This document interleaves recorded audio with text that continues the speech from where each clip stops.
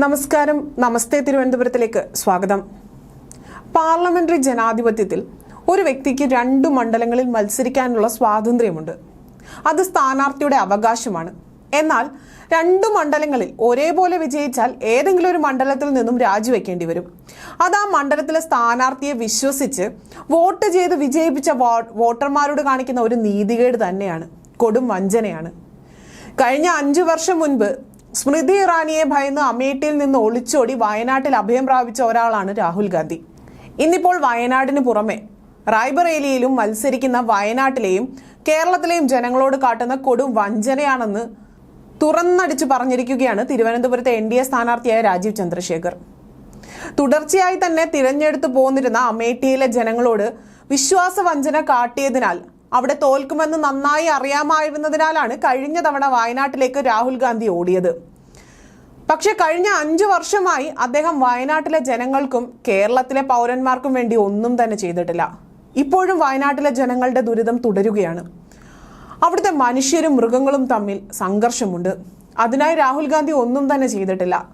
വയനാട്ടിലെ ജനങ്ങൾക്ക് തൊഴിൽ അവസരങ്ങൾ സൃഷ്ടിക്കുന്നതിനോ നൈപുണ്യം ഉണ്ടാക്കുന്നതിനോ അദ്ദേഹം ഒന്നും ചെയ്തിട്ടില്ല. വയനാട്ടിൽ നിക്ഷേപങ്ങൾക്കായി ഒന്നും ചെയ്തിട്ടില്ല എന്നും രാജീവ് ചന്ദ്രശേഖർ പറഞ്ഞു. ഇപ്പോൾ വയനാട്ടിൽ നിന്ന് ജാമ്യമെടുത്ത് റായ്ബറേലിയിലേക്ക് മാറാൻ ആലോചിക്കുന്ന കാര്യവും തന്നെ വിശ്വസിച്ച വയനാട്ടിലെ ശുദ്ധരായ വോട്ടർമാരിൽ നിന്നും മറച്ചുവെച്ചാണ് രാഹുൽ ഗാന്ധി വീണ്ടും അവിടെ മത്സരിക്കാൻ എത്തിയത് എന്നിപ്പോൾ വെളിവായിരിക്കുകയാണ്.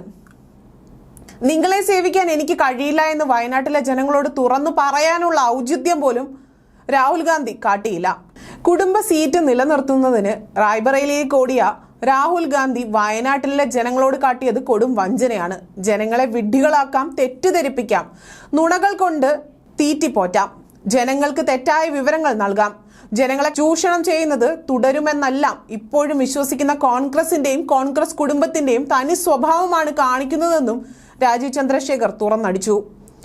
ഇന്ത്യൻ യൂണിയൻ മുസ്ലിം ലീഗിന്റെ പിന്തുണ ഒന്നുകൊണ്ട് മാത്രമാണ് താൻ ഇന്നും വയനാട്ടിൽ പിടിച്ചു നിൽക്കുന്നതെന്ന് അദ്ദേഹത്തിന് നന്നായി അറിയാം. എന്നാൽ എത്ര വോട്ട് ബാങ്ക് ഉണ്ടായിട്ടും വയനാട്ടിൽ BJPയുടെ K സുരേന്ദ്രനും CPIയിലെ ആനി രാജയ്ക്കുമെതിരായ കടുത്ത പോരാട്ടത്തിലാണ് രാഹുൽ ഗാന്ധി. ഇത്തവണ രാഹുൽ ഗാന്ധി വയനാട്ടിൽ വിജയിക്കുക ദുഷ്കരവുമാണ്. അതേസമയം അദ്ദേഹം ഇനി ഒരിക്കലും അമേഠിയിലേക്ക് തിരിച്ചു പോകില്ല എന്ന കാര്യത്തിൽ ആർക്കും സംശയവും വേണ്ട. സ്മൃതി ഇറാനി വളരെയധികം വികസന കാര്യങ്ങൾ ചെയ്ത അമേഠിയിൽ പോയാൽ അദ്ദേഹം വീണ്ടും തോറ്റുപോകും.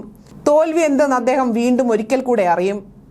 വോട്ടർമാർ സ്മൃതി ഇറാനിയെ വിശ്വസിക്കുകയും അവർക്കുള്ള പിന്തുണ തുടരുകയും അതുകൊണ്ടാണ് അമേഠി വിട്ട് കുടുംബ സീറ്റായ റായ്ബറേലിയിലേക്ക് രാഹുൽ ഗാന്ധി കണ്ണയക്കുന്നത്.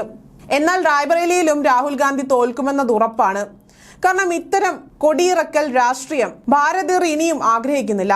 നേതാക്കളുടെ പ്രശസ്തമായ കുടുംബ പേർ ഉപയോഗിക്കുക, നുണകളുടെ വാഗ്ദാനങ്ങൾ, ലംഘനങ്ങളുടെയും രാഷ്ട്രീയം കളിക്കുക, ഇവയൊന്നും 2024 ഇന്ത്യയിൽ വില പോകില്ല എന്നുകൂടെ രാഹുൽ ഗാന്ധി ഒന്നും മനസ്സിലാക്കുന്നത് നന്നായിരിക്കും.